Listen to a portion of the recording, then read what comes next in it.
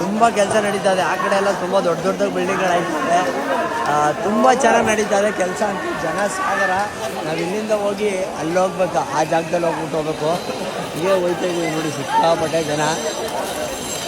ಚೆನ್ನಾಗಿ ಖುಷಿ ಆಯ್ತದೆ.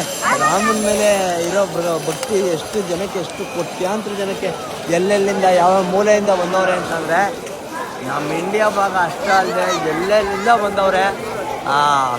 ನೋಡೋಕ್ಕೆ ಒಂಥರ ಖುಷಿ ಆಗುತ್ತೆ. ಇಷ್ಟೊಂದು ಜನಗಳ ಮಧ್ಯೆ ನಾವು ದರ್ಶನ ಮಾಡ್ತಾ ಇರೋದು ಇನ್ನೂ ಒಂಥರ ಖುಷಿನೇ. ಆ್ಯಂಡ್ ಸ್ವಲ್ಪ ನಿಮ್ಗಲ್ಲಿ ಬರಬೇಕಾದ್ರೆ ಸ್ವಲ್ಪ ಪ್ರಾಬ್ಲಮ್ ಆಗ್ಬೋದು, ತಳ್ಳಾಟ ಇರುತ್ತೆ.